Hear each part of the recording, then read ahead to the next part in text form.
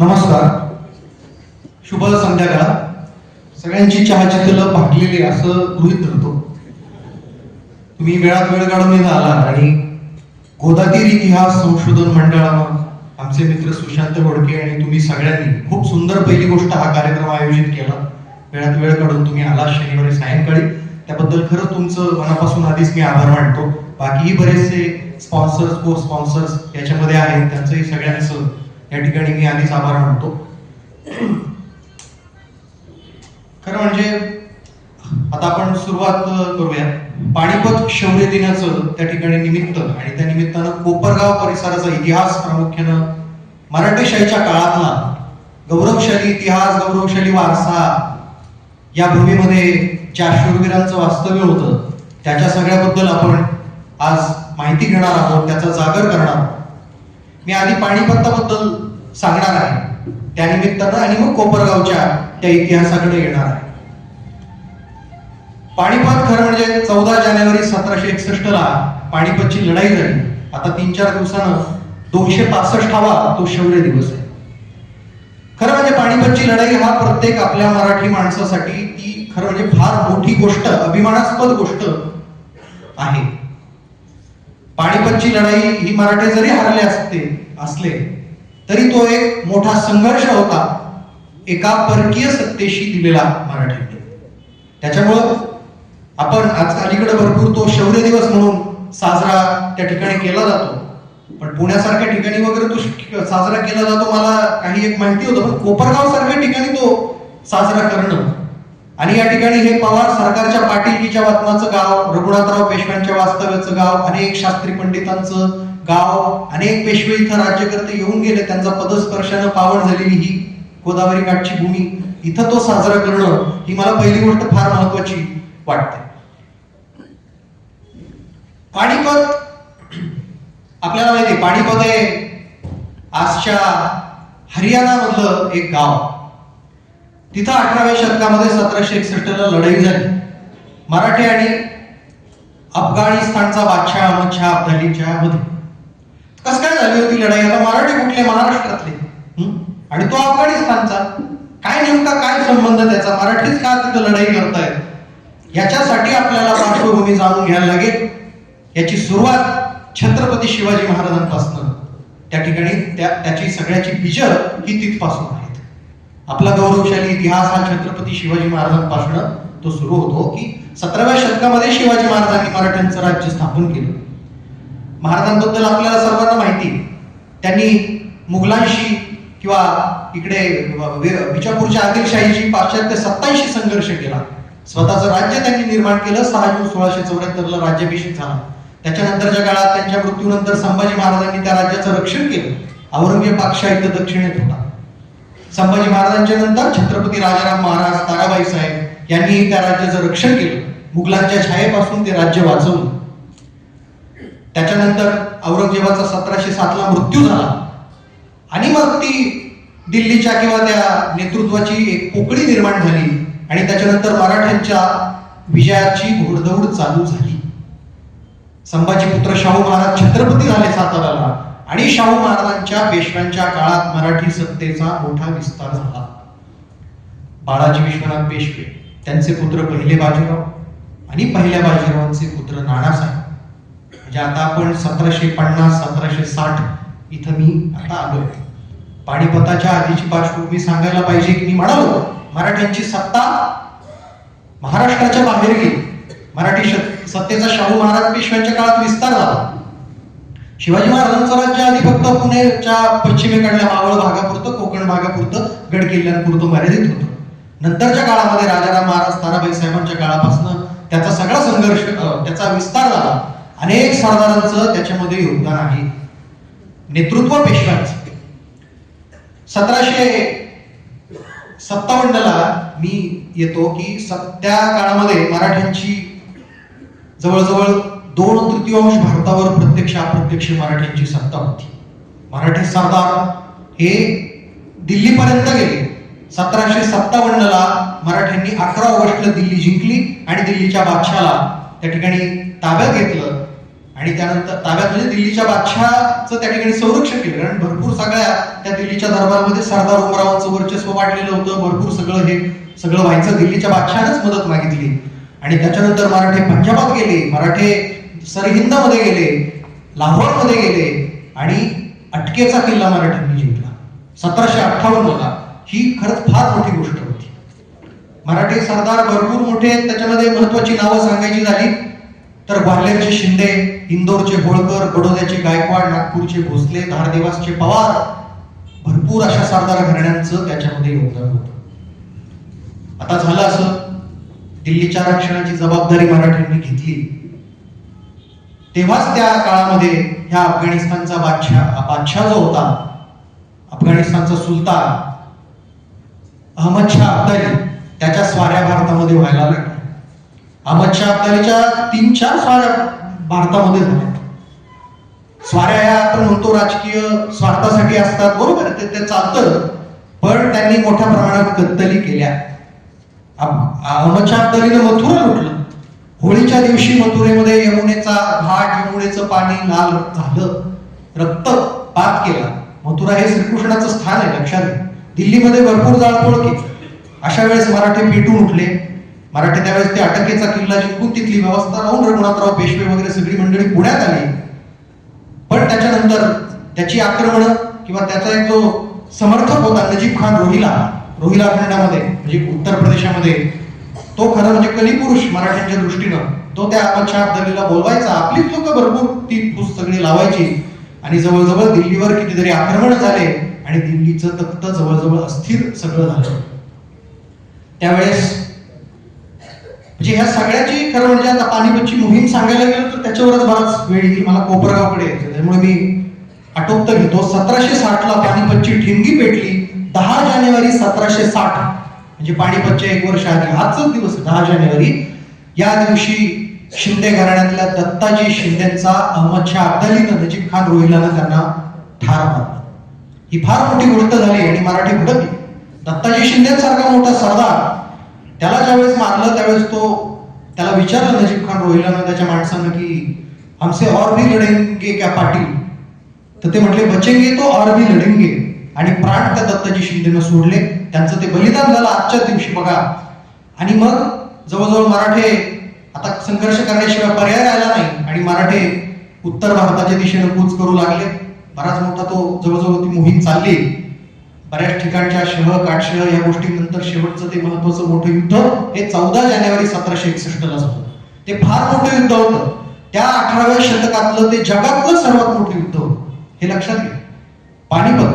दिल्लीच्या बादशाच्या वतीनं मराठ्यांनी एका परदेशी सत्तेशी संघर्ष केलेला आहे. होतो 2 छोट्या छोट्या राज्यांमधली लढाई नाही ती.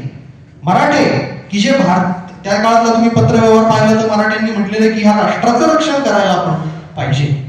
दिल्लीची बादशाही खिळखिळीत झालेली असताना मराठे इथून ह्या गोदावरी भीमा कृष्णेच्या काठापासून मराठे गेले आणि त्यांनी त्या ठिकाणी पानिपतच्या त्या रणांगणावर अहमद शाह अब्दाली सारख्या मोठ्या शत्रूला झुंज दिली. 1 लाख बांगडी फुटली अशी बकरीमध्ये वर्णन आहे.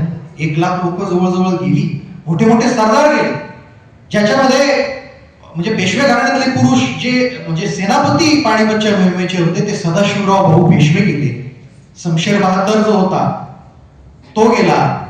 विश्वासराव पेशवा जो नानासाहेबांचा पुत्र होता तो गेला. अनेक सरदार कामी आले, त्यांची नावं बरीच मोठी आहे. त्यातलं एक यशवंतराव पवारांचं नाव इथं सांगायला पाहिजे कारण ते कोपरगावशी संबंधित आहे. पवार घराण्याचं मी मगाशी म्हणालो होतं, मी तिकडे थोड्या वेळाने येईलच, पण ह्या यशवंतराव पवारांनी एक मोठा संघर्ष खरं म्हणजे त्यावेळेस केला आणि या ठिकाणी बऱ्याच जणांनी ते बलिदान दिलं. तुमचे आमचे बरेचसे पूर्वज त्या पानिपतच्या लढाईमध्ये होते. त्यामुळं पानिपतचा दिवस हा गौरवाचा दिवस आपल्या समाजासाठी. आता त्याच्यामध्ये मराठ्यांची हार झाली तशी. आपण म्हणतो हारलेले आहेत मराठी युद्ध, पण लक्षात घ्या जिंकणं किंवा हारणं हे महत्वाचं नाहीये, संघर्ष करणं महत्वाचं आहे. फार मोठा संघर्ष होता हो, काही छोटा संघर्ष नव्हता. अब्दालीचंही नुकसान झालं ना. अब्दाली त्याच्यानंतर त्याच्या मायदेशी परतला अफगाणिस्तानमध्ये. परत अब्दालीनं मागं वळून सुद्धा भारताकडे बघितलं नाही. परत अब्दाली आला नाही कधी, भारतात येण्याची हिंमत झाली नाही. त्याची सुद्धा सत्ता खिळखिळी झाली. त्याचं मराठ्यांना पत्र आहे की आता दिल्लीच्या बादशाहीचं तुम्हीच सगळं राजकारण दिल्लीची सांभाळलं पाहिजे असं त्यांचं पत्र नंतरच्या काळात पेशव्यांना आलं. म्हणजे एवढी दहशत मराठ्यांनी तिथे निर्माण केली आणि उत्तरेकडची आक्रमण ही मराठ्यांनी कायमची थांबवली. त्याच्यामुळे आपण म्हणतो दिल्लीचेही तख्त राखत होतो महाराष्ट्राचा. असा तो पानिपतचा सगळा गौरव आहे. अलीकडं पानिपतचा हा जो शौर्य दिवस आहे 14 जानेवारीचा, हा भरपूर ठिकाणी साजरा होतोय आणि त्या निमित्तानं आपल्या गौरवशाली इतिहासाला कुठेतरी उजाळणी देण्यासाठी, त्याचं स्मरण करण्यासाठी हा दिवस साजरा करण्यात येतो. आता मी कोपरगावकडे त्या ठिकाणी बोलतो.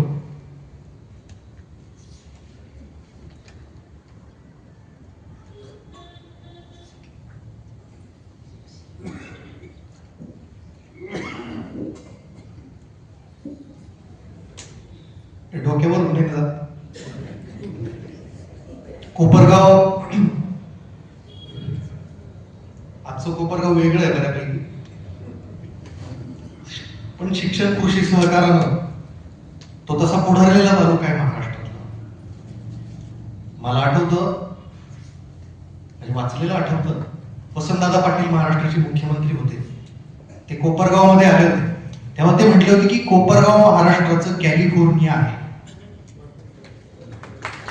मुख्यमंत्री कॅलिफोर्निया गावावर अमेरिकेमध्ये कॅलिफोर्निया, अमेरिका देशामधला प्रगत प्रांत कॅलिफोर्निया, तसा महाराष्ट्रातला प्रगत प्रांत आपलं कोपरगाव. 80च्या दशकात वगैरे दादा आले असतील तेव्हा ते म्हटलं मुख्यमंत्री. कारण इथं तुम्हाला सांगतो गोदावरीचं पाटपाणी आलं. इतिहासाकडे जातोच एक मिनिटात. गोदावरीचं पाटपाणी इथं 20व्या शतकामध्ये आलं. नांदूर मधमेश्वर वरून ते सगळं गोदावरी धारणेचं पाणी आलं आणि या भागामध्ये साखर कारखानदारी रुजली. तुम्हाला माहिती असेल लक्ष्मीवाडी, साखरवाडी कारखाने सोमा यांचे इथं होते. भरपूर शेतकरी या ठिकाणी, पुणेकर माळी समाज मोठ्या प्रमाणामध्ये आला. बोरावकी असतील, गिरम्यास, आणि नंतरच्या काळात सहकारी साखर कारखानदारी आली आणि भरपूर मोठ्या प्रमाणामध्ये इथे शिक्षण कृषी सहकारामध्ये विकास या ठिकाणी कोपरगाव आणि आसपासच्या भागाचा झाला. खूप मोठा खरा म्हणजे तो अलीकडच्या काळातला पण इतिहास आहे लक्षात. पण मागं वळून आपण जर कोपरगावकडे पाहिलं तर त्याचा इतिहास हा शतकानुशतकांचा आहे. प्राचीन काळापासूनचा इतिहास या कोपरगावला आहे. कोपरगावचं जुनं नाव कर्पूर ग्राम असून फार प्राचीन म्हणजे पौराणिक परंपरा आमच्या शुक्राचार्यांपासून सांगतात की दैत्यगुरु शुक्राचार्य जे होते, दैत्यांचे गुरु शुक्राचार्य, त्यांची ही तपोभूमी आहे. दैत्यगुरु शुक्राचार्य संजीवनी विद्या त्यांना अवगत होती. ते मेले म्हणजे मृत व्यक्तींना परत जिवंत करण्याची ती विद्या आपल्या गुरुंना सांगितलेली ती शुक्राचार्यांना येत होती. आणि ते बरेचसे दैत्यांची मंडळी ती जिवंत करायला लागल्यावर देवांना वाटायला लागली की आता आपलं सगळं कसं होणार. मग त्यांनी कचेश्वराला पाठवलं. बऱ्याचशा त्या सगळ्या गोष्टी आहेत हे सगळं बेटामध्ये झाल्याच्या मौखिक परंपरा सांगतात. मुळात कोपरगावची ही जी भूमी आहे ही दक्षिण गंगा मानल्या जाणाऱ्या गोदावरीच्या काठी वसलेलं हे आपलं गाव. साधारणतः नाशिक आणि छत्रपती संभाजीनगरच्या मधोमध कोपरगाव आहे असं म्हटलं तरी चालेल. गोदावरीच्या उत्तर तीरावर कोपरगाव आहे. आता लक्षात घ्या, कोपरगावला ही जी गोदावरी येते ना पश्चिमेकडनं, ती उत्तर वाहिनी होते थोडीशी. तिला असं कोपरा आहे म्हणून कोपरगाव म्हणतात असं सुद्धा काही इतिहास अभ्यासक सांगतात बरं का. अशी ती इकडे थोडीशी वळते उत्तरेला. ही खूप मोठी गोष्ट आहे कारण नद्या जिथं उत्तर वाहिनी होतात ना तिथं काय होतं की शहरं इकडे वसलेली असतात आणि त्यांनी नदीच्या काठी जर आपण पाहिलं तर तो पलीकडची पूर्व बाजू येते. हे याच्यासाठी स्थान महत्वाचं असतं की सूर्य पूर्वेकडून उगवतो आणि नदीकाठी आपण ते अर्घ्य अर्पण करायला किंवा बऱ्याचशा धार्मिक विधी करायला गेल्यावर तो आपल्याला पूर्वेकडचा सूर्य दिसतो.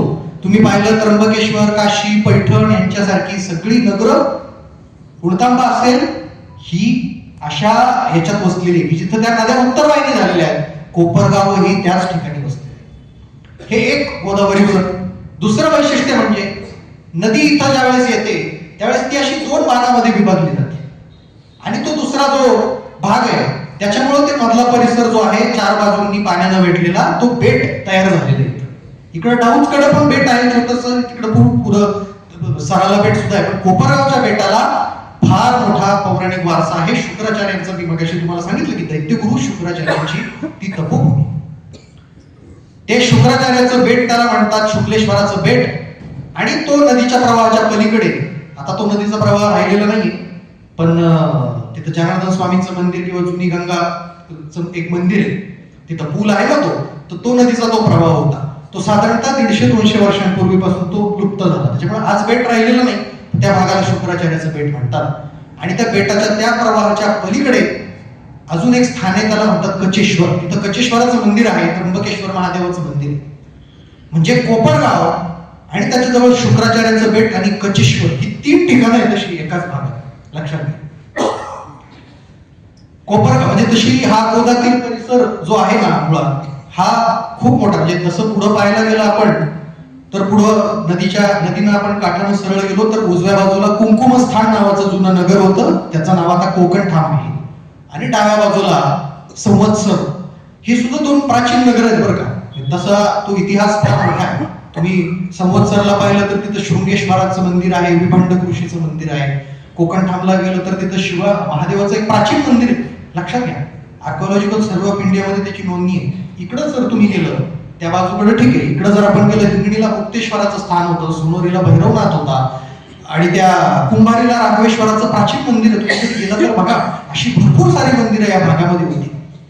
कोपरगाव शहरामध्ये जर आपण पाहिलं, शास्त्री पंडितांची ही भूमी कोपरगाव.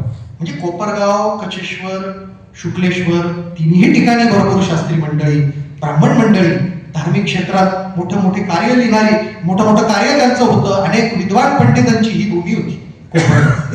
आता त्याच्यापैकी कुणी राहिलं नसेल, पण बरीचशी मंडळी तिन्ही ठिकाणी होती. शुक्राचार्यांचं ते स्थान तिथं अजूनही आहे. शुक्राचार्याचं मंदिर तुम्ही जर पाहिलं तर तिथं दर शुक्रवारी विधी वगैरे होतात काहीतरी. ते ज्यांचे लग्न जमत नाही त्यांची विधी तिथं होतात. त्याच्यामुळं तुम्ही शुक्रवारी तिथं जा किंवा आपल्या जवळच्या घेऊन जा. तिथं विधी वगैरे चाललेले असतात, छान माहोल असतो. त्याच्या समोरच तिथं 3 मंदिर आहेत. एक महादेवाचं आहे, एक विष्णूचं आहे, एक गणपतीचं आहे. जुनी ती मंदिरं, पण पेशव्याच्या काळामध्ये, रघुनाथराव पेशव्यांच्या काळामध्ये ती मंदिरं बांधली. अप्रतिम मराठा शैलीतली ती मंदिरं आहेत. आणि त्याच्या पुढे गेलं त्यात तिथंच एक संजीवनी पार आहे. तर तिथं म्हटलं जातं की त्या कचेश्वराला संजीवनी विद्या ही शुक्राचार्यांनी दिली. तिथं शुक्राचार्य, तो कचेश्वर आणि शुक्राचार्यांची कन्या देवयानी हे तिघही लिंग रूपात आहेत. जगात असं मंदिर कुठंच नाही बरं का, कोपरगावमध्ये आहे तुमच्या. लक्षात, असं मंदिर कुठंच तुम्हाला दिसणार. त्यामुळे पौराणिक तो इतिहास सगळा बराच आहे. मराठा काळाकडे यायचंय, त्याच्यामुळे हा सगळा मी आटोपत घेतो. मी मगाशी म्हणालो की कोपरगाव शास्त्री पंडितांची भूमी. कोपरगावमध्ये इथं मंदिरं खूप होती. कोपरगाव मधल्या असे कितीतरी शास्त्री पंडित होऊन गेले असतील. त्याच्यापैकी एक महत्वाचं नाव तुमच्यापैकी कुणी ऐकलं असेल नसेल मला माहिती नाही, ते म्हणजे निळकंठ शास्त्री चौधरी. हे 17व्या शतकामधले एक मोठे विद्वान पंडित कोपरगावचे होते. त्यांनी महाभारतावर त्यावेळेस भाष्य लिहिलं होतं, भारत भावदीप नावाचं. लक्षात घ्या, महाभारतासारख्या मोठ्या ग्रंथावर त्यांनी भाष्य लिहिलं 17व्या शतकात, म्हणजे शिवाजी महाराजांच्या काळामध्ये ते होते. ते काशीला गेले, उच्च शिक्षण घेतलं, तिथं ते प्रसिद्ध झाले. एवढा मोठा पंडित हा आपल्या कोपरगावचा होता. निळकंठ शास्त्री चतुर्धारी म्हणजे चौधरीचा वाडा वगैरे होता वाटतं कोपरगाव आहे अजून. आणि छत्रपती शिवाजी महाराजांच्या राज्याभिषेकाला असं म्हणतात की त्यांना आमंत्रण होतं. लक्षात घ्या, कोपरगावच्या व्यक्तीला तुम्हाला आमंत्रण होतं. शिवराज्याभिषेकाच्या सोहळ्याला आमंत्रण म्हणजे मोठी गोष्ट आहे. त्यावेळेस काय 5 वगैरे होते काय मोठी गोष्ट ती सगळी होती. हा भाग मी मगाशी म्हणालो शिवकाळामध्ये, संभाजी महाराज राजारामांच्या काळात आपल्याकडे नव्हता. हा सगळा मुघलांकडे होता. डोंगर किल्ल्यांच्या, पुण्याच्या, साताऱ्याच्या अवतीभोवती तसं मराठ्यांचं राज्य होतं. 1750च्या दशकामध्ये पेशव्यांच्या आणि नंतर मुघलांकडून मुघलांचा सरदार असणाऱ्या हैदराबादच्या निजामाकडे हा सगळा भाग आपला नगर जिल्ह्याचा आला. पण 1750-55 त्या काळामध्ये ज्या लढाया झाल्या मराठी आणि निजामाच्या मध्ये, त्याच्यामध्ये निजामाकडून हा भाग मराठ्यांनी त्यांच्याकडे घेतला. म्हणजे हा भाग मराठ्यांकडे म्हणजे पेशव्यांकडे पुण्याच्या सगळा आला. आणि तिथपासून एक मोठा गौरवशाली इतिहास हा भाग स्वराज्यामध्ये आला. आणि तिथनं पुढं बरंच काय काय काय काय ते सगळं आता आपण सांगणार आहोत.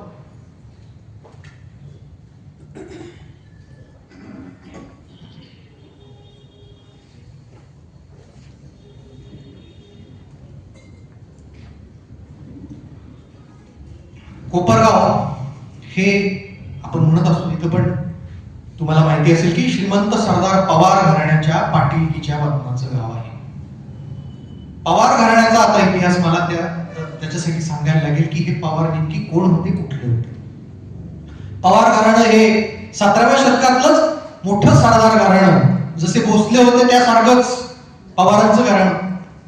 या पवार घराण्याचं मूळ म्हणजे नगर जिल्ह्यामधलं सुपे. सुपे माहिती आहे तुम्हाला, नगरवरून पुण्याला जाताना लागतं ते सुपे. टोल नाका आहे तिथं, MIDC आहे, तिथली खारी प्रसिद्ध आहे, तुम्ही खाली. तर त्या सुप्यामध्ये कधी गावात गेलो तर भव्य वाड्या आहेत तिथं पवारांची. ते पवारांचं मूळ गाव. मूळ पुरुष त्यांचे साबुसिंह किंवा साबाजी पवार हे शहाजी महाराज आणि शिवाजी महाराजांच्या काळामध्ये होते. मोठे सरदार ते नगरच्या निजामशाहीमध्ये असतील, छत्रपती शिवाजी महाराजांबरोबर कल्याणच्या मोहिमेमध्ये सुद्धा होते. मोठं घराणं साबाजी पवारांचं. त्या साबाजी पवारांना पुढे त्या घराण्याचा त्यांचा मुलगा होता कृष्णाजी पवार, तो साधारणतः मग संभाजी महाराजांच्या काळात होता. त्या कृष्णाजी पवारांना 3 मुलं, बुवाजी, रायाजी आणि केरोजी. त्यातले बुवाजी जे होते, रायाजी केरोजींचं मी वंशशाखा त्या सांगणार नाही, आपल्याला बुवाजींकडे बघायला. हे बुवाजी राजाराम छत्रपती ताराबाई साहेबांच्या काळात मोठे सरदार होते, सुप्याला राहायचे. आणि ह्या बुवाजींचं पुढे मुलं जे होते काळोजी आणि संभाजी, यांनी ताराबाई साहेब आणि शाहू महाराजांच्या काळात मोठे मोठे पराक्रम केले, अनेक वतनं मिळवली. बरीचशी त्यांची वतनं ही ह्या नगरच्या भागामध्ये होती. कोपरगाव बहुधा त्या काळामध्ये त्यांचं वतन असावं. पण त्या काळोजींची जी मुलं होती, सगळ्यात थोरली काळोजी, आता मी तिथे येणार आहे, त्या काळोजींना 4 मुलं होती. लक्षात घ्या, काळ आहे साधारण बाजीराव पेशव्यांचा, नानासाहेबांचा 1740-50 असा तो काळ. ह्या काळोजींना जी 4 मुलं होती, कृष्णाजी, तुकोजी, जिवाजी आणि मानाजी, यांनी मराठ्यांच्या काळात, आणि त्या संभाजींचं जी मुलं होते आनंदराव, उदाजी, ह्या सगळे पवार बंधू मराठ्यांच्या राज्य विस्ताराच्या कार्यामध्ये होते. पानिपतात होते, वेगवेगळ्या छोट्या छोट्या युद्धांमध्ये सगळे ही मंडळी होती. आणि जेव्हा माळव्यामध्ये म्हणजे मध्य प्रदेशातला भाग बाजीराव पेशव्यांच्या काळामध्ये मराठ्यांनी जिंकला, त्यावेळेस 1731 माळव्याची म्हणजे मध्य प्रदेशातली वाटणी झाली. 3 सरदारांमध्ये ती वाटणी करण्यात आली. एक शिंदे, होळकर आणि एक पवार. शिंदे उज्जैनचे म्हणजे ग्वाल्हेरला गेले, होळकर इंदोरला, आणि पवारांना तसे 2 गावं देण्यात आली, धार आणि देवास.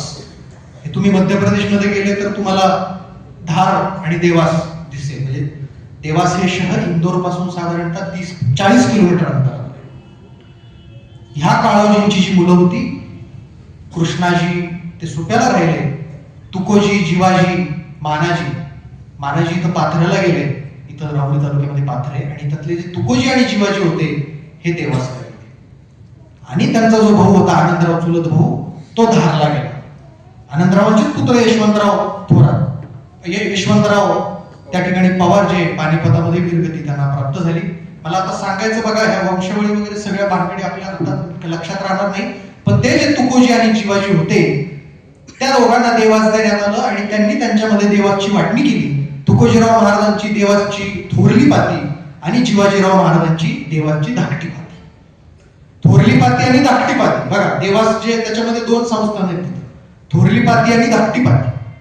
तर ह्या जिवाजीराव पवारांनी कोपरगावचं पाटीलकीचं वतन हे त्यांच्याकडे होतं. लक्षात, त्यांनी इथनं ते त्या ठिकाणी कोपरगावची वतनदारी मिळवली असावी, किंवा आधीपासून वडिलोपार्जित त्यांच्याकडे आली असावी. या शिवाजी महाराज पवारांचं मला तुम्हाला सांगायचंय की कोपरगावचं पाटीलकीचं वतन होतं. ते राहायचे कुठं? देवासला, तिकडचे ते राजे, पण वतन कोपरगावचं पाटीलकीचं होतं. त्यांना त्याचा फार अभिमान होता. लक्षात घ्या. आता तुम्ही म्हणाले एवढे मोठे सरदार मंडळी, पाटीलकीचं त्यांना काय करायचं? तर हे मुद्दा इथं सांगितला पाहिजे की सरदारक्या, जहागीरदारी, इनाम, राज्य हे कधी जप्त होऊ शकत होतं, पण वतनं जी आहेत ना, पाटीलकी आणि देशमुखी, ही वतनं कधी जप्त होत नव्हती. त्याच्यामुळं आमची मराठा सरदार वतनं करून ठेवायचे पाटीलकीची. छत्रपती शिवाजी महाराजांचे पणजोबा हे वेरूळचे पाटील. जिजाऊंच्या काळातलं एक पत्र आहे. त्यावेळेस वेरूळच्या पाटीलकीचं कोणतरी तिथं प्रॉब्लेम झाले तर जिजाऊंनी तिथे लिहिलं की त्याची व्यवस्थित करा. जिजाऊ त्याची खबरदारी घेतात की वेरूळची पाटीलकी आहे आमची. विचार करा, त्या जिजाबाई साहेबाच्या मुलानं राज्य स्थापन केलं हो मोठं. स्वतः 1200 गावची जागीर आहे पुणे परगण्याची शहाजी राजांना, पण जीव कुठं गुंतलाय? पाटीलकीत. पाटील ते होतं नाही, हे संपलं तर काय करायचं. आजही आपण बाहेर खूप मोठे होतो, पण गावाकडे काही नसतं तर आपण तो मोठेपणा कुठेतरी जरा डळमळीत असल्यासारखं आपल्याला वाटतं. त्यासाठी वतन महत्वाचं. तर ह्या पवारांनी, सुप्याच्या पवारांनी, शिवाजी पवारांनी कोपरगावचं वतन खरेदी करून ठेवलं होतं. कोपरगावच्या पाटीलकीचं वतन त्यांच्याकडे होतं. त्यांना फार अभिमान कोपरगावचा होता. ते आणि त्यांच्यानंतरच्या पुढच्या 5-7 पिढ्या कोपरगावला यायच्या. आणि कोपरगाव जवळचं एक गाव आहे जेऊर कुंभारी म्हणून, माहिती आहे तुम्हाला, नदीच्या पलीकडे. ते असे 2 त्यांची पाटीलकीची वतन गावामध्ये होती. जेव्हा पाटीलकीचं वतन त्यांचं कोपरगाव होतं, त्यांनी गावामध्ये मोठा वाडा बांधला.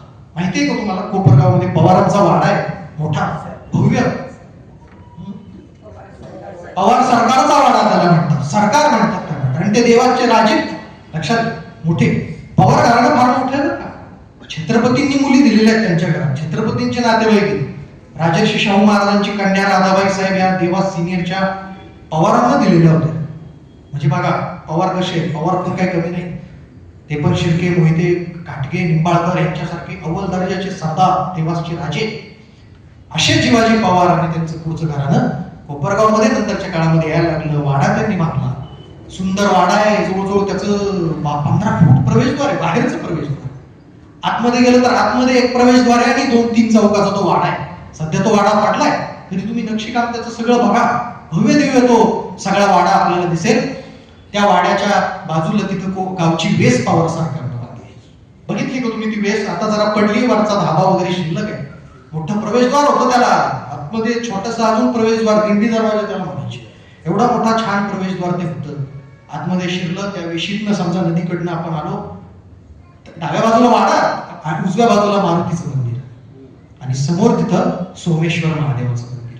हे सोमेश्वर महादेवाचं मंदिर, आता त्या सोमेश्वराचं स्थान बहुतेक जुनं असलं पाहिजे. तिथं पवारांनी मंदिर बांधलं. त्या ठिकाणी ते मोठं देवस्थान आहे, 5-6 फूट उंचीचा त्याचा चौथाराच नुसता. त्याच्यावर ते भव्य दिव्य मराठा काळातलं अप्रतिम सोमेश्वर महादेवाचं मंदिर आहे. ते पवार सरकारच्या खासगी मालकीचं त्या ठिकाणी मंदिर होतं. म्हणजे बघा, गावाला गावठूस पण बहुतेक पवार सरकारनं बांधलं. गावच्या तुमच्या बाजारतळ जिथं आजचं आहे तिथं पवार सरकारचा हत्तीखाना होता. पवार इथं यायचे, हत्ती घोडे डांबडवून त्यांचा असायचा. कोपरगावमध्ये राहायचे, जेऊर कुंभारीमध्ये राहायचे. जेऊरला पण तुम्ही गेलेत कधी, नदीकाठी पवारांचा वाडा आहे, अर्धे एक एकरात वाडा, आता पडला जोतच राहिलं फक्त. तिथं 3-4 मंदिर आहेत, महादेवाचं आणि खंडोबाचं, देवीचं. अजून एक त्या ठिकाणी 3-4 मंदिर आहेत. एका पवार देवासच्या पवार राजांची समाधी जेऊरला.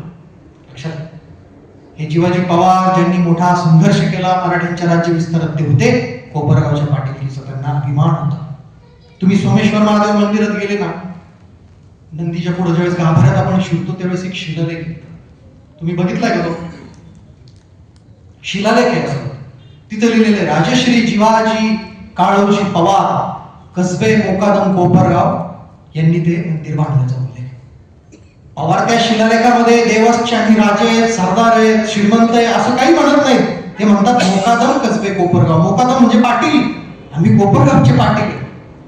लक्षात घ्या, पवार सरकारांचं येणं जाणं कोपरगावमध्ये, म्हणजे आता पवार तसे देवासला राहणार आहे, पण त्यांच्या वतीने इथं पाटीलकीचा जो काही, मी मगाशी म्हणालो पाटीलकीचं, मगाशी ते जिजाऊंचं मी सांगितलं तुम्हाला. महाजी शिंदे भांडेरचे राजे, पाटीलकीचं वतन श्रीगोंद्याला होतं त्यांचं. त्यांना फार अभिमान होता. त्यांना दिल्लीच्या बादशाहकडून वकिली मुतलक पुरस्कार मिळाला, पण त्यांना स्वतःला असं राजा श्रीमंत वगैरे म्हटलेलं आवडत नव्हतं. काय म्हटलेलं आवडायचं माहिती का? पाटील म्हटलेलं आवडायचं. लक्षात, इंदोरच्या होळकरांचंही वाघगावच्या पाटीलकीचं वतन होतं, मोठा वाडा बांधला. त्याच्या अशी ह्या पाटील, तसा पण पाटील सगळ्यात मोठा म्हणायचा राजापेक्षा या अर्थी गमतीनं, कारण ते वतन आहे. लक्षात, सगळं राजघराणे संपले, पाटीलकी अजून शिल्लक राहिली पोलीस पाटीलकीच्या रूपानं. इंग्रजही काही नाही करू शकले. पाटलाला मान गावात असायचं बाबा. आजही आपण म्हणतो तू बाहेर किती मोठा फ्लॅट घेतले, गावात काय. अशा ह्या पवार सरकारचं पाटीलकीचं वतन. पण आता पवार राहायचे देवासला, इथलं पाटीलकीचा कारभार कोण बघणार?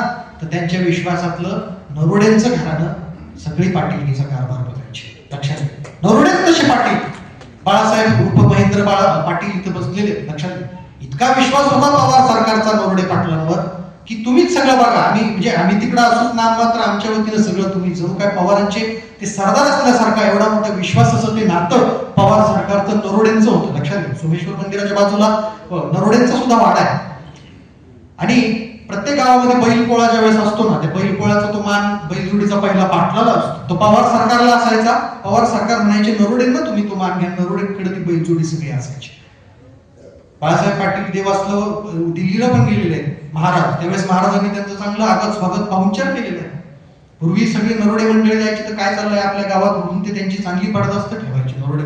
इतका मोठा विश्वास हा नरोडे पाटलांवर त्या ठिकाणी त्यांचा होता. म्हणजे पाटीलकी बघायचे प्रत्यक्ष इथं नरोडे पाटील. या कोपरगावमध्ये आता हे सगळं पवार सरकारचं तर झालंच.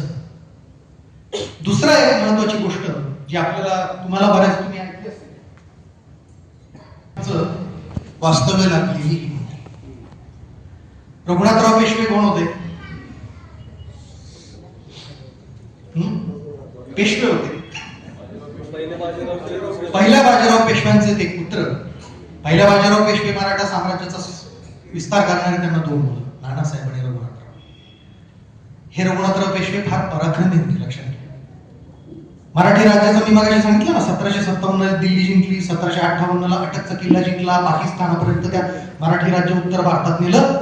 त्या मोहिमेचे सेनापती होते रघुनाथराव पेशवे. ह्या रघुनाथराव पेशव्यांना पानिपत नंतर नानासाहेब पेशव्यांचा मृत्यू झाला आणि नानासाहेबांचा धाकटा बंधू आहे रघुनाथराव पेशवे.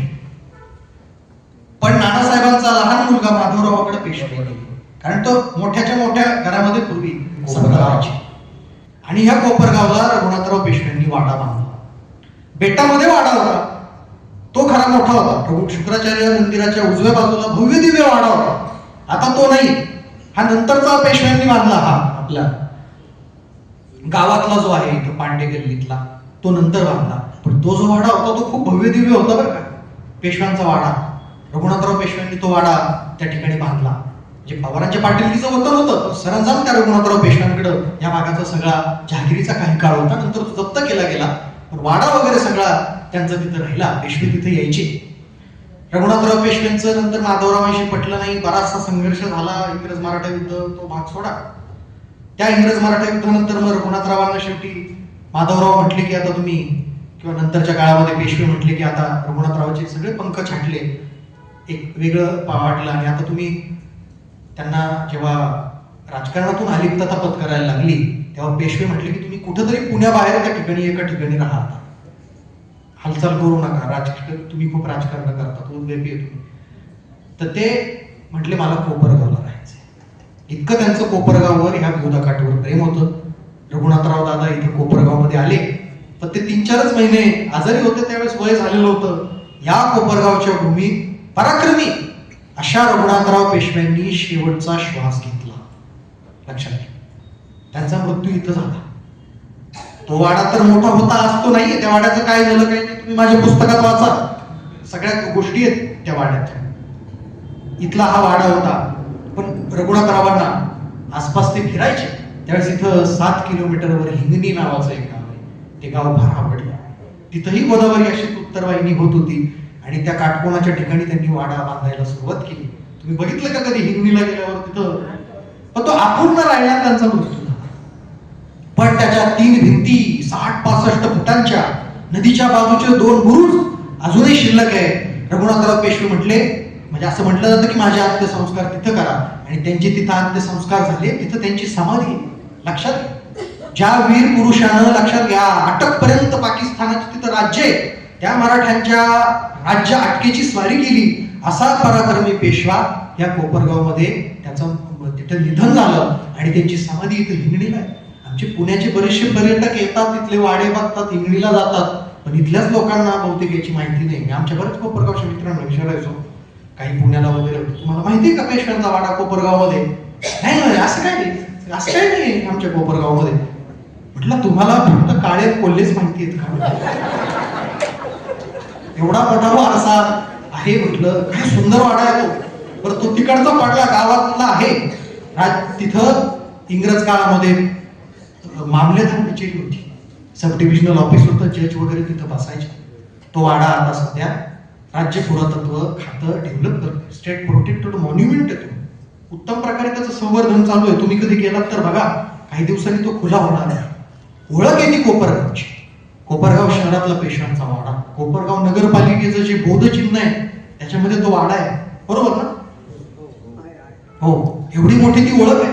काय आपण समोर गेलं 25 फूट त्याचं दगडी होत आहे, एवढं त्या उंच चौथऱ्यावर उभा असलेला मी पाहिला एवढा एकमेव असा वाडा आहे. मी भरपूर वाडे बघितले. आता ते गोदावरीला पूर आल्यामुळं त्याची उंची समजा पाण्याच्या धोक्यानं तेवढी घेतली असावी, किंवा असं म्हणतात. आता ह्या दंतकथा किती खऱ्या आहे. आनंदीबाई पेशव्यांना त्या सगळ्या महिरपीतून, खिडक्यांमधनं, सज्जा गॅलरीमधनं आमची गोदावरी नदी आणि पलीकडचं शुक्राचार्य गजेश्वर बघता यावं, त्याचं दर्शन घेता यावं म्हणून त्याची उंची एवढी मोठी आहे. अशा 20-25 फूट चौथऱ्यावर तो 2 चौकाचा भव्य दिव्य वाडा, त्याचा दिवाणखाना बघायला गेला आपण तर तिथं सागवानी सगळे नक्षीदार खांब आहेत, अशा बहिरपी आहेत, केळफुलं आहेत, सुंदर सुंदर भिंतीवर भित्तीचित्र आहे. आता तो वाडा तुम्ही कधी बघा तर तो वाडा सुद्धा या कोपरगावची ओळख आहे. ती पेशव्यांची कर्तृत्वाची निशाणी आहे कोपरगाव. पुण्यातले वाडे इथं सुस्थितीत नाहीये पेशव्यांची, पण कोपरगावचा वाडा सुस्थितीत आहे. मोठी गोष्ट आहे नाही तशी. हो, रघुनाथराव पेशव्यांनी त्यांचा मृत्यू झाला, पण त्यांच्या पत्नी आनंदीबाई आणि त्यांची मुलं अमृतराव, बाजीराव, चिमणाजी हे सगळे पुढचे 9-10 वर्ष या कोपरगावमध्ये होते, पेटातल्या वाड्यात. त्यांचं इतकं सुंदर जीवन होतं कोपरगाव मधलं, बरं का.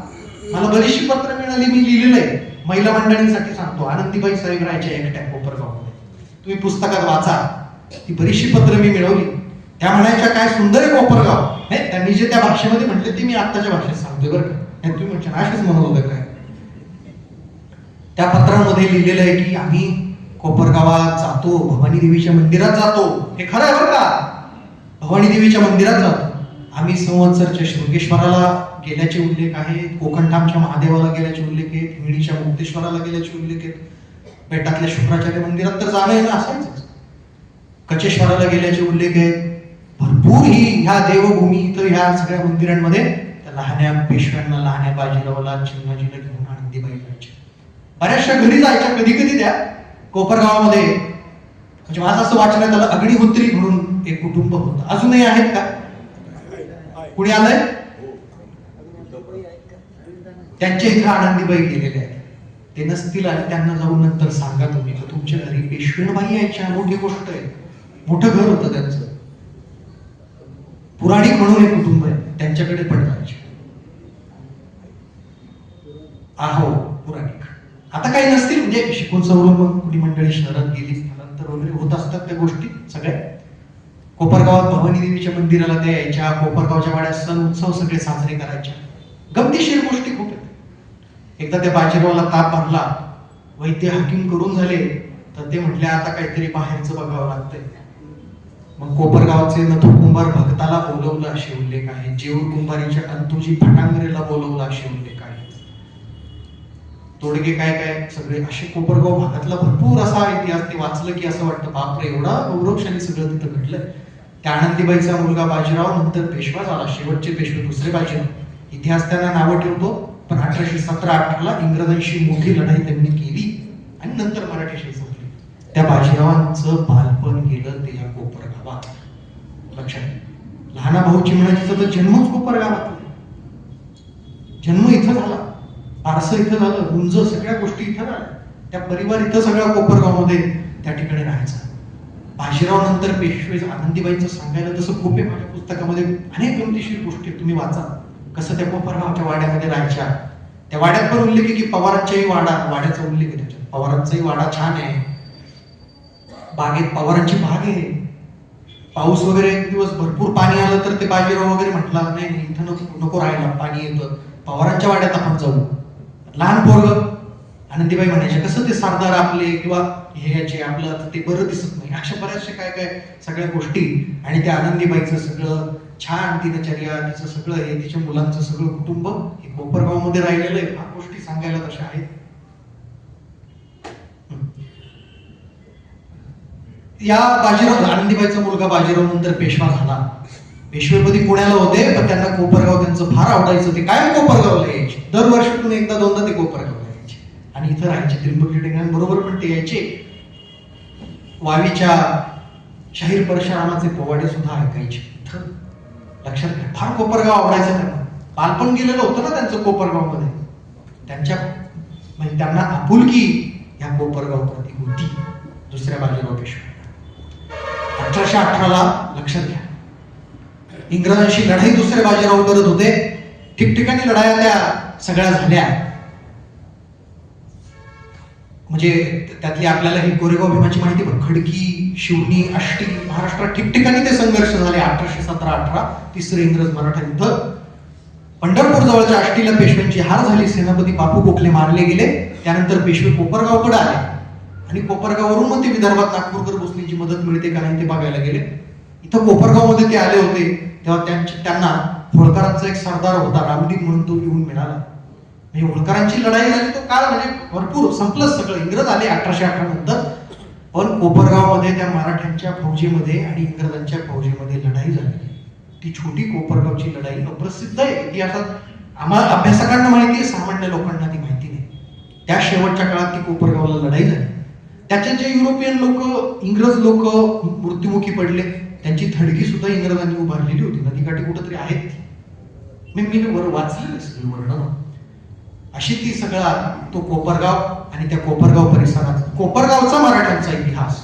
आता मी तुम्हाला पवार घराणं सांगितलं, रघुनाथराव पेशव्यांचं घराणं सांगितलं. आता फार इंटरेस्टिंग गोष्टी मी तुम्हाला या कोपरगावच्या अवतीभोवतीच्या परिसराच्या थोड्याशा सांगणार आहे. ते पण कोपरगावच्या आसपास किंवा तालुक्यात कोणकोणते सरदार होऊन गेले, हे सगळे जे फोटो लावलेत त्यांच्याबद्दल सांगणार आहे. रंजक, बरीचशी छान माहिती आहे. बोर कंटाळा नाही आला कोणाला. तालुक्यातल्या काही घराण्यांबद्दल सांगतो, माझ्या पुस्तकामध्ये माहिती आहेच. कोपरगाव परिसरात सुद्धा खूप मोठे मोठे घराणी होऊन गेली बरं का. काय काय सांगावं प्रत्येक घराण्याबद्दल. कोपरगाव तालुक्यातलं माहेगाव देशमुख नावाचं एक गाव आहे. तिथले जे देशमुख आहे, म्हणजे कोपरगाव हा पूर्वी जिल्हा होता. जिल्हा म्हणजे परगाणा. कोपरगाव नव्हता, कुंभारी हा परगाणा होता पूर्वी जिल्हा. परगाण्याला देशमुख असायचा. गावाला जसा पाटील तसा अनेक गावांचा व्हायचा परगाणा आणि त्या परगाण्याला असायचं देशमुख. 50 ते 100 पाटलांच्या वर एक देशमुख असायचा. म्हणजे प्रत्येक ठिकाणी महाराष्ट्रात देशमुख. पण तुमच्या ह्या कुंभारी परगाण्याचे कोपरगाव भागाची देशमुखी ज्यांच्याकडे होती ते माहेगाव देशमुखला देशमुख होते. एवढीच त्यांची ओळख नाही बरं का. ते जाधवराव देशमुख आहेत. जिजाऊंच्या भावाच्या वंशातले, म्हणजे जिजाऊचे वडील राजे लखुजीराव जाधवराव यांची थेट वारसांची वंशजांची शाखा माहेगाव देशमुखला आहे. मोठी अभिमानाची गोष्ट आहे, लक्षात घ्या. आज इथं ऍडव्होकेट अशोकराव देशमुख आले. अजून काही मंडळी असतील देशमुखांची, जाधवरावांची, लक्षात घ्या. ही मंडळी, आता तुम्ही म्हणाल लखुजी जाधवराव कुठले होते? सिंदखेड राजाचे. इकडं कसे त्यांचे वंश झाले? प्रश्न पडतो साहजिक आपल्याला. लखुजीराव जाधवराव, पहिली गोष्ट ते 1600च्या आसपासचे फार मोठे सरदार बरं का महाराष्ट्रात. तो काळ बघा शिवाजी महाराजांच्या जन्मापूर्वीचा. अर्धा भाग नगरच्या मुघलांकडे आहे, अर्ध्याला कमी, बाकीचा नगरच्या निजामशाहीकडे आहे, काही भाग विजापूरच्या आदिलशाहीकडे आहे. मोठी मोठी सरदार घराणी त्यात होती. भोसले, जाधवराव, निंबाळकर, शिर्के, घाटगे, मोहिते, भरपूर घोरपडे. महत्वाचं मोठं घराणं होतं जाधवरावांचं, लखुजी जाधवरावांचं. आणि या लखुजी जाधवरावांनी अनेक गावच्या पाटीलकी देशमुखीची वतनं त्या ठिकाणी केलेली होती, वतनं त्यांना मिळालेली होती. त्यातलं एक ह्या कुंभारी परगाण्याच्या देशमुखीचं वतन. लखुजीराव नाही आले, पण लखुजीरावांच्या नंतर त्यांची शाखा तिथंच राहिली. सिंदखेड, देऊळगाव राजा वगैरे परिसरात. त्यांचे पडतू यशवंतराव जाधवराव हे कुंभारीत आले. वाटणीनंतर त्यांच्या वाटण्या झाल्या ना. कुंभारी परग, आपल्याकडे कागदपत्र आहे, सगळी गोष्ट त्या कागदपत्रांमध्ये राजे म्हटलेले आहेत त्यांना. माहेगावच्या जाधवराव देशमुखांना काय राजे, लक्षात घ्या, राजे. त्यांच्या मुलगा म्हणजे बहादूरजी राजांची ही शाखा ही शिवाजीराजांच्या मामा, सख्या मामाचे वंशज आहेत माहेगाव देशमुख जाधवराव. या 52 गावची देशमुखी त्या जाधवराव परिवाराला होती. कुंभारी परगाणा होता, कुंभारीत पण वाडा होता. आणि कुंभारी शेजारच्या माहेगावला ते नंतर स्थलांतरित झाले. त्या माहेगाव देशमुखला त्यांचा मोठा वाडा होता. म्हणजे अजूनही तो वाडा पडलाय. हा, त्या माहेगाव देशमुखचा, जाधवरावांचा मोठा वाडा तिथं आहे. आता तो पडलाय आणि ती देशमुख मंडळी गावामध्ये राहतात. बरेचसे आता नोकरी शिक्षणानिमित्त बाहेर आहेत. मोठा पराक्रम केला. त्या घराण्याचं बघायला गेलं तर जिजाऊ नंतर ते राजे बहादूरजी त्यांचे पुत्र वगैरे जे राव जगदेवराव वगैरे होते यांनी मोठा पराक्रम केलेले आहेत त्या काळात, निजामाच्या काळात मराठ्यांकडनं. लक्षात घ्या. नंतर ते कुंभारीला या ठिकाणी आले, या परगण्याच्या देशमुखीचं वतन ते बघायला लागले. मोठी गोष्ट आहे का नाही? जिजाऊच्या याचे वारसदार आहेत आपल्या माहेगाव देशमुख. लक्षात घ्या. थेट शाखा आहे, थेट. आणि जाधवराव राजे, त्यांना अजूनही राजे त्या ठिकाणी उपाधी आहे. हत्तीची अंबारी होती पूर्वी त्यांच्याकडे, चांदीची अंबारी. लक्षात घ्या. एवढा मोठा मान मराठा त्या घराण्याला होता. आजही त्यांचे नातेसंबंध तुम्ही पाहिले तर महाराष्ट्र आणि महाराष्ट्राबाहेरच्या सरदार घराण्याचे त्यांचे नातेसंबंध आहे. असा जाधवराव परिवार ह्या तुमच्या कोपरगाव परिसरामध्ये होता. दुसऱ्या परिवाराबद्दल आता मी सांगणार आहे. त्या माहेगाव देशमुखच्याच थोडं पुढे गेल्यावर मंजूर नावाचं गाव आहे. माहिती आहे का मंजूर? सगळ्यांना माहिती आहे. तिथे सिद्धेश्वराचं प्राचीन मंदिर आहे. त्या मंजूरला राजे भोसले परिवार आहे. आडनावच राजे भोसले, भोसले नाही, राजे भोसले. छत्रपती शिवाजी महाराजांच्या ते घरातलेत. म्हणजे बघा, शिवाजी महाराजांचे पणजोबा बाबाजी भोसले देवळचे पाटील. त्या बाबाजींना 2 मुलं होती, मालोजी आणि विठोजी. बरोबर. मालोजी कर्तृत्वानं पुढे गेले. मालोजींचे मुलगा पुत्र शहाजी, शहाजींचे शिवाजी. तर ते जे विठोजी होते का नाही, म्हणजे कोण? शिवाजी महाराजांचे आजोबा मालोजींचे सख्खे भाऊ. त्या विठोजींची शाखा मंजूरला आहे, कारण मंजूरचं पाटीलकीचं होतं त्यांच्याकडे. म्हणजे एक ठिकाणी जाधवराव आहेत तर दुसरे पुढच्या गावात कोण आहे? राजे भोसले. थेट शाखा. विठोजींना 6-7 मुलं होती. बऱ्याच ठिकाणी ती महाराष्ट्रातल्या, बाकीच्या गावांचं मी इथं सांगणार नाही. पण त्यातला एक मुलगा नागोजी राजे हे आमच्या मंजूरला होते. मोठा वाडा आहे, गडी आहे खरं म्हणजे मंजूरला. ते राजे भोसलेंचं घराणं मंजूरला आहे. लक्षात. मोठा हा वारसा खरं तर म्हणायला लागेल. बाबासाहेब पुरंदरे पण आले होते मंजूरला. मोठी गोष्ट आहे. जाधवराव आहेत, राजे भोसले तिथं. तुम्ही राजे भोसले? नमस्कार. राजे भोसलेंचे वारसदार तिथं आहे, जाधवरावांचे आहेत. तिथंच जवळ सुरेगाव म्हणून एक गाव आहे, तिथं वाबळेंचं घर आहे. आता ते आम्ही सध्या अभ्यास करतोय वाबळेंचा. पण वाबळे हे पेशवाईमध्ये कोण आलंय?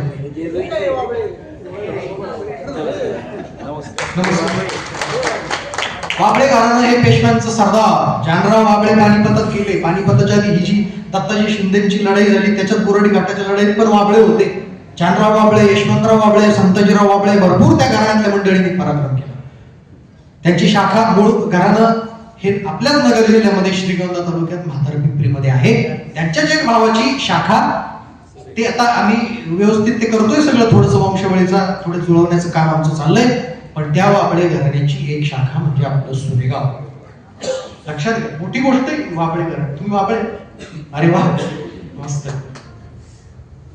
तिथं जवळ कोळगाव म्हणून एक आहे. त्या कोळगावला तुम्हाला माहिती का अजून एक शिवकालीन घराणं आहे, निंबाळकर. नाईक निंबाळकर घराणं. मूळ कुठलं? सगळे नाईक निंबाळकर फलटणचे. त्यातली ती एक शाखा आहे निंबाळकरांची.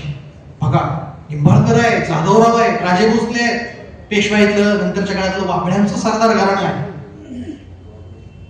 एवढा मोठा इतिहास हा कोपरगावला लाभलेला.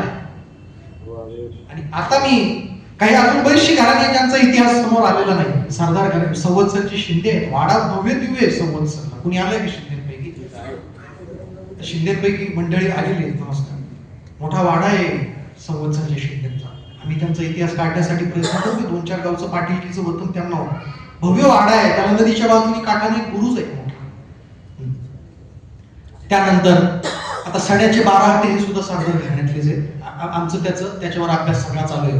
कुणी आहे का 12 हाते? कुणी? नमस्कार. सगळे आणले हो सुशांतराव तुम्ही? सगळे आले असं नाही, असं नाही. सगळे सरदार तालुक्यातली मंडळी. पण ठीक आहे, कोपरगाव शहरातले तर आहेत. आपलं 2 पावलावर कृष्णाई बंकेट हॉलला काहीतरी कार्यक्रम होऊन ते येतील. पण ही बाकीची मंडळी आसपासच्या गावांमधून इथे आली, ती मोठी गोष्ट खरी म्हणजे आहे. आता एका महत्वाच्या सरदार घराण्याकडे मी येणार आहे. त्या गौरवशाली सरदाराबद्दल आपल्याला काही फारशी माहिती नाही. इतिहासानं अन्याय केला हवं तर असं म्हणा. असं एक कोपरगाव तालुक्यातलं एक घराण्याविषयी, एका पुरुषाविषयी मी थोडंसं सांगणार आहे.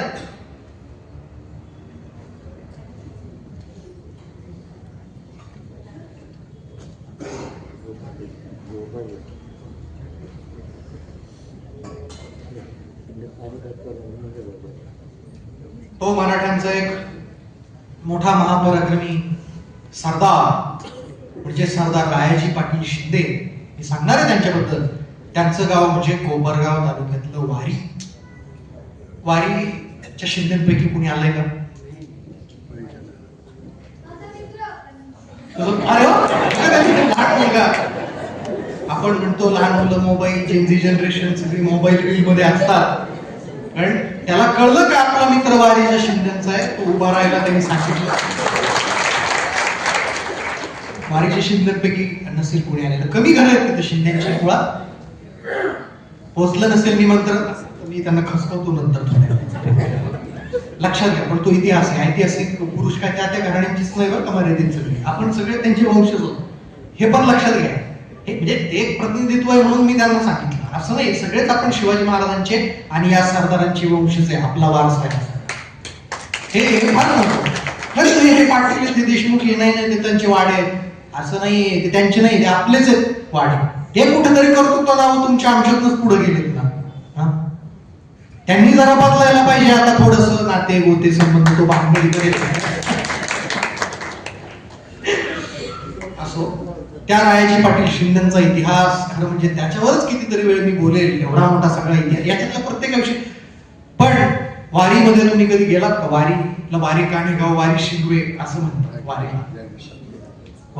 बऱ्याचदा काय होतं माहिती का? आपण म्हणतो वारीला जायचंय. असं कोणाला म्हटलं ना वारीला जायचंय, कुठं पंढरपूरला, कुठं आता तर आषाढी नाही काही नाही. वारी म्हणजे वारी त्या गावाचं नाव आहे. गमती सगळ्या. त्या वारीच्या शिंदेचा गोदावरीच्या काठी भव्य दिव्य 2 मजल्याचा वाडा आहे. त्यांच्या वरच्या मजल्यावर रंगमहाल मोठा होता. त्याचे वर्णन आहे पुस्तकामध्ये वाडा कसा आहे त्या आणि त्या घराण्याचा सगळा इतिहास. ते शिंदे हे ग्वाल्हेरकर शिंद्यांचे घरातले. लक्षात घ्या. ग्वाल्हेरचे शिंदे म्हणजे आता इथं जी याच्या मी सिरियली तुम्ही जर पाहिलं, मी सगळं सांगितलं त्याच्यातल्या वीर पुरुषांना मी टच केलेलंच आहे. मग ही फार छान संकल्पना सुशांतरावांनी या ठिकाणी राबवली. राजमाता जिजाऊ आहेत, लखुजी राजे आहेत. किती मायगाव देशमुखला त्यांच्या घराण्याची शाखा आहे. शिवाजी महाराज आहे जे आपल्या सर्वांचं घराणं प्रेरणास्थान दैवत राजे भोसले घराणं मंजूर त्यांच्या घरातलं भावकीतलं आहे. यशवंतराव पवार जे पानिपतात वीरगती प्राप्त झाले त्या पवार घराण्याचे हे पाटीलकीचं वतनाचं त्यांचं गाव. पुढचे आहे रघुनाथराव बाजीराव पेशवा. रघुनाथराव पेशव्यांविषयी मी बरंचसं त्या ठिकाणी सांगितलेलं. तर पुढचे जे आहेत ना महाजी शिंदे, या महाजी शिंद्यांचे ते सरदार आणि भाऊबंद.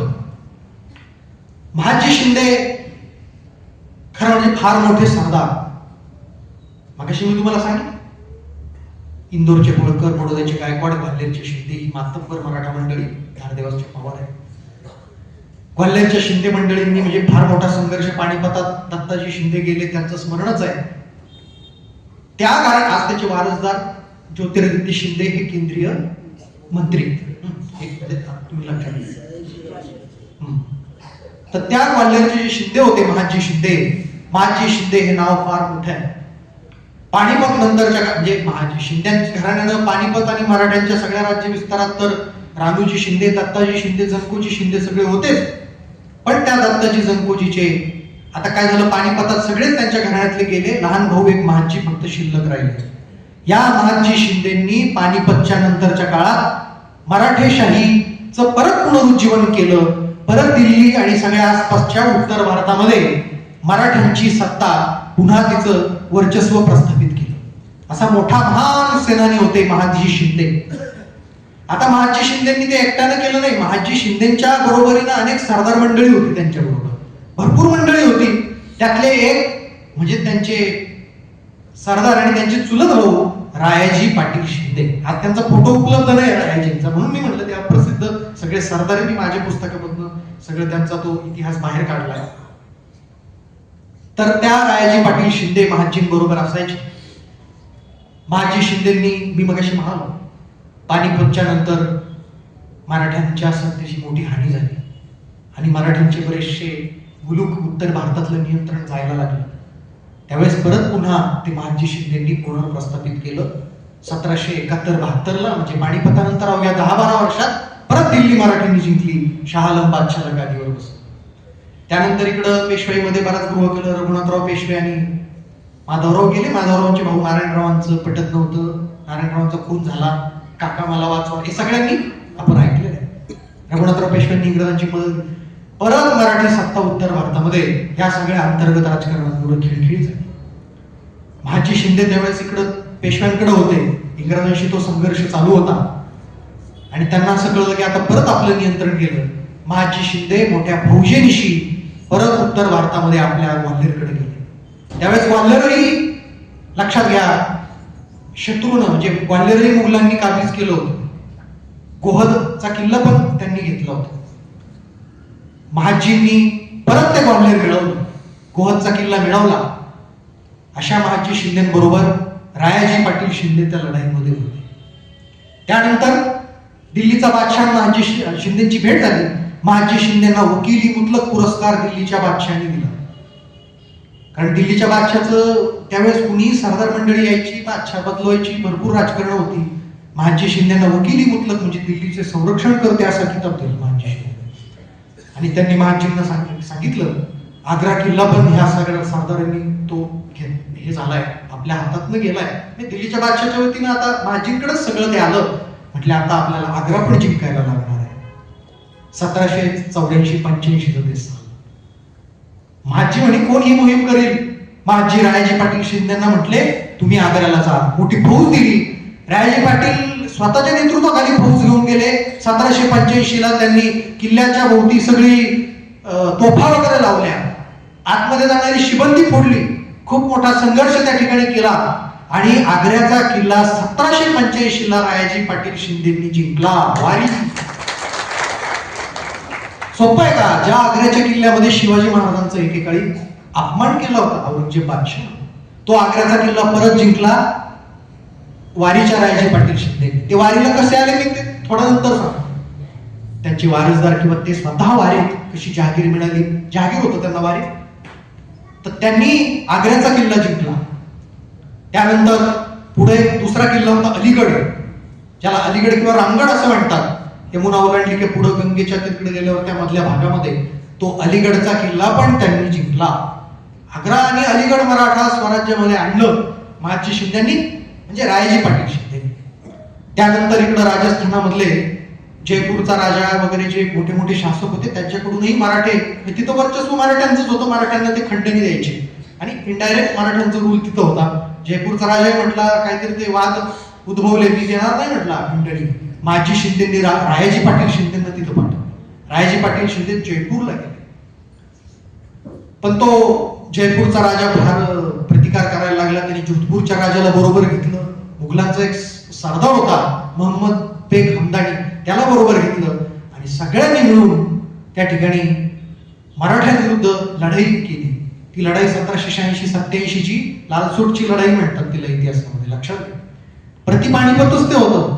त्यांनी गुलाम कादीर नजीब खान जो पानिपताला कारणीभूत होता नजीबरोहिला, त्याचा नातू गुलाम कादीरलाही बरोबर घेतलं आणि अब्दालीच्या मुलाला तैमूर शाहला निमंत्रण दिलं, तू भारतात ये. प्रति पानिपत परिस्थिती. त्याच्यात मराठ्यांची हार झाली लालसोटच्या लढाईमध्ये. पण महाजी शिंदे हे सगळे रायाजी पाटील शिंदेसह त्यांचे सरदार खचले नाही.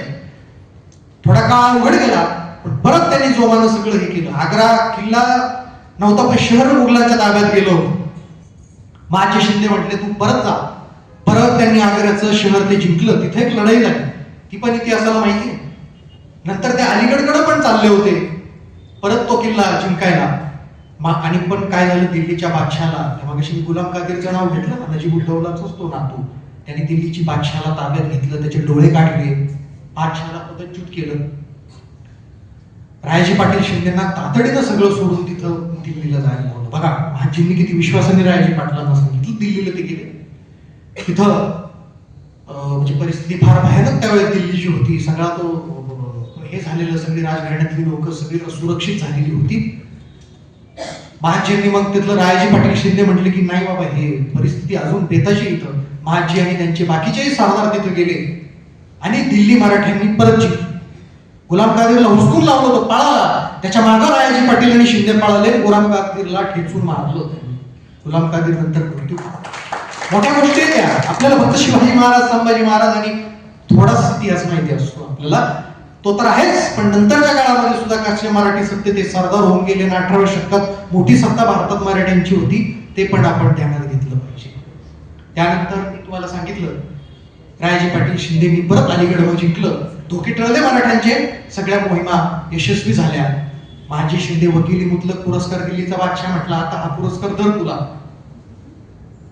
तो स्वीकारायचा औपचारिक कार्यक्रम राहिला होता, महाजींनी घेतला, पण महाजी म्हणे मला तो पेशव्यांच्या आज्ञेनं स्वीकारावा लागेल. महाजी नंतर पुण्यात आले, पुण्यात मोठा दरबार भरला, बऱ्याचशा गोष्टी सांगायला गेलं की विषयांतर होतं, मला कोपरगावकडे यायचं. तो किताब सवाई मनोहरराव पेशव्यांच्या हस्ते महाजींनी घेतला. रायाजी पाटील शिंदे त्यांच्या बरोबर होते. 1794 ला महाजींचा त्याच्या थोड्याच नंतर मृत्यू पण झाला. महाजींच्या मृत्यूनंतर 1795 आता हैदराबादच्या निजामानं डोकं वर काढलं दक्षिणेतल्या. हैदराबादचा निजाम आणि पेशव्यांमध्ये लढाई झाली 1795 खारड्याची लढाई म्हणून ती इतिहासामध्ये प्रसिद्ध आहे. जामखेड तालुक्यातलं आपलं खारडा. त्या लढाईमध्ये रायाजी पाटील शिंदे स्वतंत्र फौज घेऊन होते, तर तिथं ती लढाई झाली. त्याच्यातही रायाजी पाटलांनी पराक्रम गाजवला. त्याच्यानंतर बरीचशी राजकारण घडली. महाजींनंतर त्यांचा पुतणा दौलतराव आला. दौलतरावांचं रायाजींचं किंवा बाकीच्या सरदारांचं पटलं नाही. दौलतराव थोडा वेगळ्या स्वभावाचा होता, जुनी मंडळी दूर झाली. मग रायाजी पाटील शिंदे तिथे वारलेला राहिले नाही. त्यांना पेशवाईमध्ये शिंद्यांनी कोपरगाव तालुक्यातलं वारीगाव जहागीर दिलं. रायाजी पाटील शिंदे आले वारीला, म्हणजे आधीपासूनच येत होते, पण उत्तरायुष्य ते नंतर वारीला त्यांनी त्या ठिकाणी घालवलं. वारीगाव विकसित केलं. वारीगावात पेठ रायाजी पाटील शिंदेंनी वसवली. नवीन नवीन व्यापारी आणले, गुजराती, मारवाडी, आणि तिथं ती पेठ निर्माण केली. माझ्याकडे भरपूर पत्र आहेत सगळे. बरेचसे मारवाडी समाज वारीला होता. कोपरगावचाही बराचसा मारवाडी समाज हा मूळचा वारीचा आहे. लक्षात घ्या, मला आडनाव आता माहिती नाही आहेत, मी ती मंडळी एवढी मोठी ती वारीची पेठ एकेकाळी फेमस होती. अशा त्या रायाजी पाटील शिंदेचा सुद्धा इतिहास आहे. म्हणून म्हटलं रायाजींचा फोटो नाही, पण महाजी शिंदेचा आपण तिथं त्या ठिकाणी फोटो लावलेला आहे. त्या महाजी शिंदेच्या रूपानं रायाजी शिंदेचं इथं वास्तव्य लागलेलं आहे वारीमध्ये आपल्या जवळचे. शिंदेचे ते चुलत भाऊ होते, वाल्यरचे शिंदेच्या घराण्यातले. मी त्यांना म्हटलं, भाऊ जा ज्योतिरादित्य शिंदेला तुम्ही जरी म्हटले तरी ते कबूल करतील. पुरावे सगळं आहे, वंशावळ आहे की हे आपल्या बघा वाल्यरची भावकी कुठे आपल्या वारीला आहे. लक्षात. पुढचा फोटो आहे श्रीमंत मल्हारराव होळकरांचा. मल्हारराव होळकर हे सुभेदार. मल्हारराव होळकर हे माळव्यात शिंद्यांसारखे मोठे सरदार होते. होळकरांचा इथं जवळचा कोडवाळे परगाणा होळकरांकडे होता. बऱ्याचदा तो इतिहास आहे, पण होळकर मंडळींचंही कोपरगावला पुणतांब्याला येणं जाणं होतं. अहिल्याबाईंनी जे समाजकार्य केलं त्याच्यामध्ये बऱ्याचशा बारवा वगैरे इथं बांधलेल्या आहेत. पुणतांब्याला मोठा वाडा होता अहिल्याबाईंचा, त्या चितळकरांच्या वाड्यासमोर बारव तिथे ते घाट बांधला अहिल्याबाईंनी पुणतांब्याला.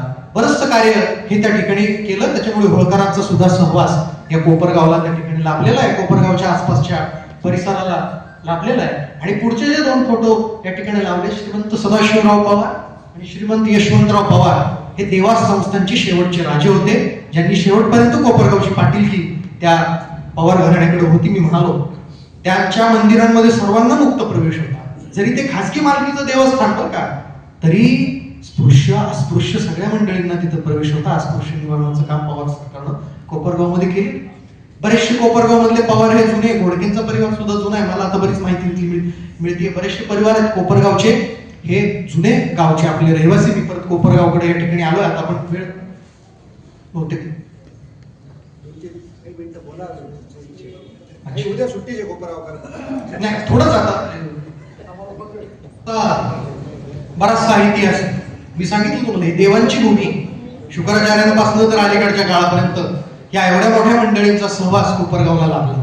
हा वारसा पण ना आपण जतन करायला पाहिजे. तर लोकांना वाटतंय काय दगड धोंडे बिडे, सुशांतला पण येड लागलं, त्याने डेंगऱ्यांना पण येड केलं, दोघं आणि बाकीचे असे सगळे लोक, हे काय दगड बिटा आपण जतन करून त्याचं करायचंय. पण लक्षात घ्या, हा आपल्या सर्वांचा वारसा आहे, गौरवशाली वारसा आहे.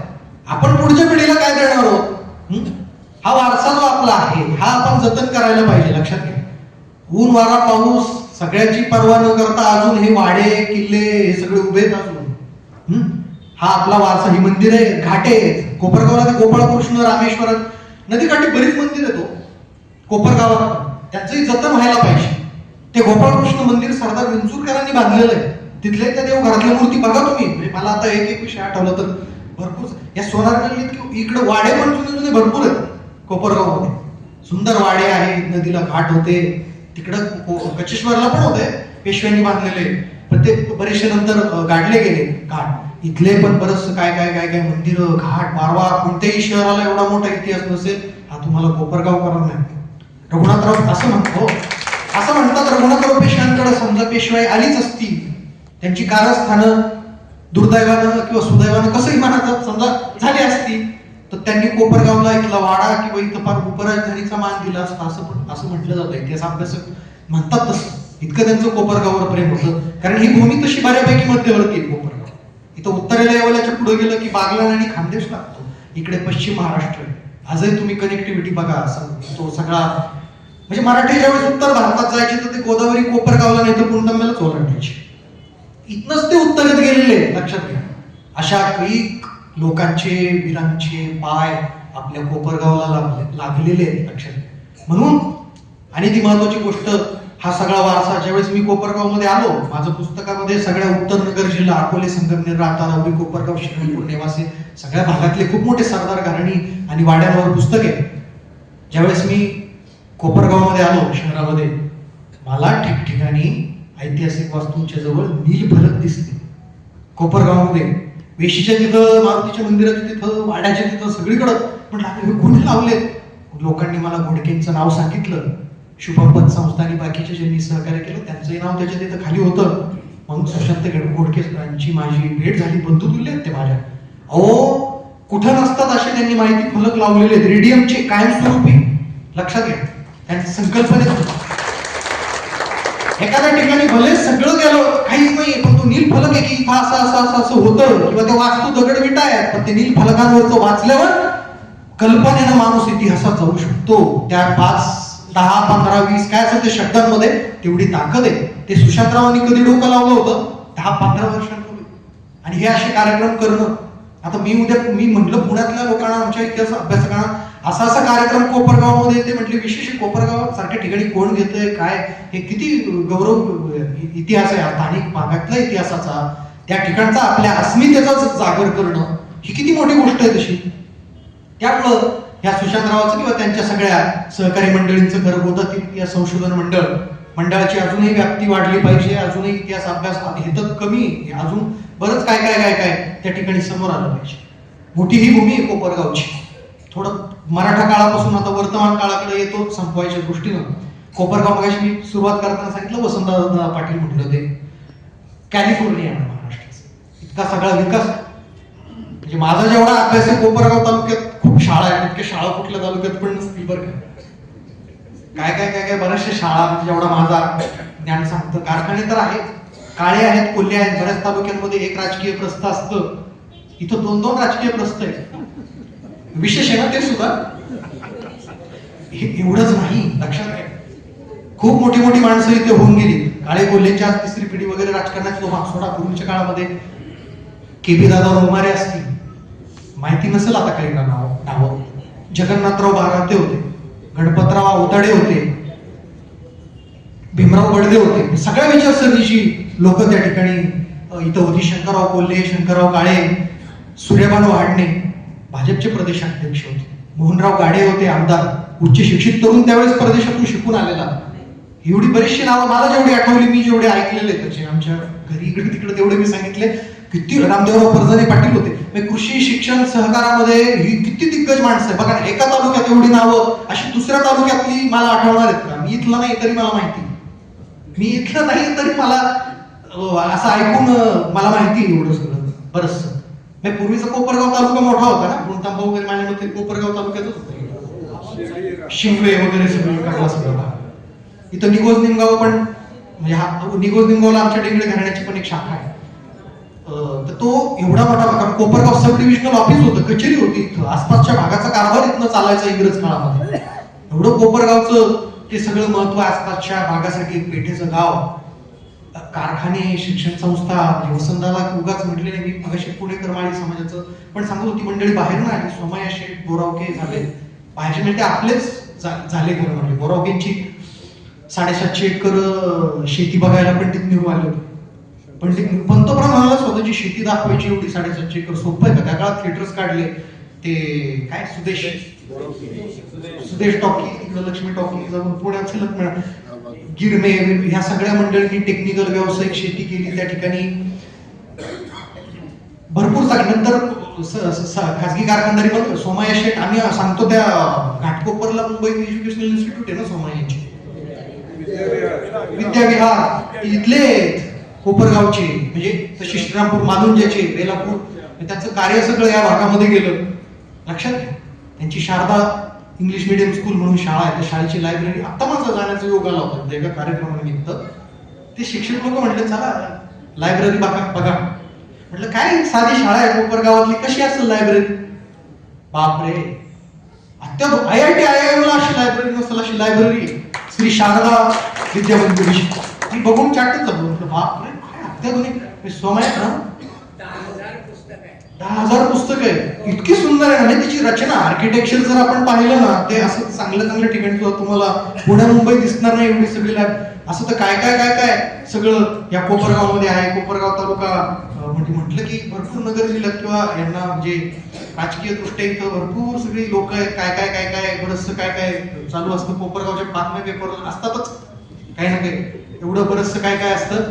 त्यामुळं देवदत्त बलकवडे, हा कोपरगावाकडच्यांचे नातेसंबंध बाहेर बरेचसे. मगाशी आमची बलकवडे 4थीच्या आपल्या क्रमिक पाठ्यपुस्तकांवर जे छायाचित्र वगैरे जे असायची, ते देवदत्त बलकवडे म्हणून पुण्याचे मोठे आर्टिस्ट, म्हणजे त्यांच्याशी माझा संपर्क, आम्ही जेव्हा बोलणं झालं की ते भीमराव बडदेंची जावई, असे बरेचसे काय मोठ्या सगळ्या गोष्टी. आमचे बलकवड्यांचं एक इनामदार जे घराणं आहे, पांडुरंग बलकवडे मोठे इतिहास संशोधक आहे.